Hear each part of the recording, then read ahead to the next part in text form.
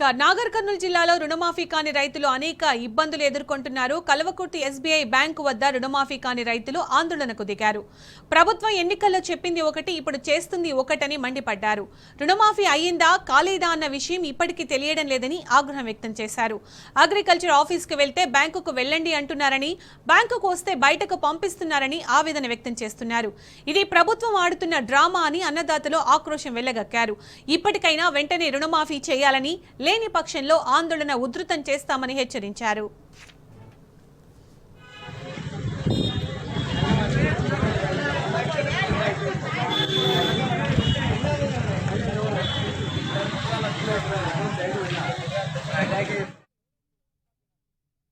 నిన్న మన paper statement ఏముందంటే 2 లక్షల పైన ఏదైతే అమౌంట్ ఉందో ఆ అమౌంట్ కట్టుకుంటే మిగతాది మాఫీ చేస్తున్నారు కదా సార్. అంటే ఎవరు నీకు రేవంత్ రెడ్డి ఏమో రాసిచ్చాడా, ఏం మాట్లాడుతున్నావు అని భయపట్టిస్తుంది సార్.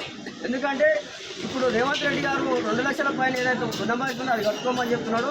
అది కడదామని చెప్పి ఆల్రెడీ మన ఆయన అకౌంట్లో 1,20,000 ఓళ్ళ వేయండి సార్. 1,20,000 లోపల 1,20,000 రూపాయలు మన ఆయన అకౌంట్లో నుంచి ఏదైతే రుణమాఫీకి అర్హత ఉందో ఆ మాఫీకి సంబంధించిన అమౌంట్ కట్ చేసుకోండి సార్, మిగతా రుణమాఫీ అవుతుంది అని చెప్తే ఎవరు చెప్పి రేవంత్ రెడ్డి రాసిచ్చేలా ఎట్లయితే అనుకున్నావు సేమ్ బయటికి వెళ్ళి ముందని భయపడిస్తుంది సార్ ఫీల్డ్ ఆఫీసర్. అసలు ఏం ప్రభుత్వాలు ఏం చేస్తున్నావు, ఏ అధికారాలు అన్ని ఓళ్ళ పెట్టిండు సార్. ఇలా ఆయన పడే పింఛన్ కూడా బయటికి రాకుండా అన్ని ఓళ్ళ పెట్టిండు. 1,20,000 కట్ చేసుకుంటా మిగతా మొత్తం కూడా కట్టాలి, నువ్వు ఎవరు చెప్పుకో చెప్పు అని చెప్పి భయపడిస్తున్నాడు సార్. అయితే ఇప్పుడు దాన్ని బయటికి గంటలకు వచ్చాడు సార్. ఇప్పటిదాకా అసలు చాలా మంది పొద్దుగాల 8 గంటలకు వచ్చి కూర్చుంటే రాత్రి బ్యాంక్ అయిపోయినప్పుడు కొంతమందిని బయటికి వేసి బయటికే పంపిస్తున్నారు సార్. ఎన్ని రోజులు తిరగాలి సార్ ఇది? అదే కాపులోనూ నాకైనా పండుగలకు పోతే పండుగలైనా ఇడికి రమ్మన్నాడు. బ్యాంక్ కార్డు కోసం సార్ ఏమంటున్నాడు, మళ్ళీ పండుగలకు పోమ్మా తీసుకొని పో, నీకు అస్సలు మాఫీ కాలేదు, నువ్వు ఇన్నుంటి జరుగు అంటున్నాడు. నాకు అప్పు ఎంతుందని కూడా చెప్తలేదు సార్. నన్ను ఇగో ఈ కాగితం వచ్చిండు, ఈ కాగితం వచ్చి పండుగలకు ఆయనే చెప్తాడు అన్నీ అంటున్నాడు. నాకు అప్పు ఎంతని చెప్తారంటే కూడా చెప్తలేదు.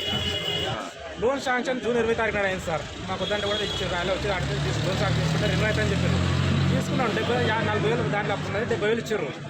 ఏమనంటే దాంట్లో ఓల్డ్ వేసి పెట్టి సార్ దాన్ని మిత్తి ఎవరు కట్టాలి, మిత్తి ఎక్కడ తీసుకొచ్చి కట్టాలి, ఓల్డ్ పెట్టారు. ఏమంటే ఈ కేవైసీ అన్నాడు, తీసుకొచ్చిన మళ్ళీ కేవైసీ అంటున్నాడు.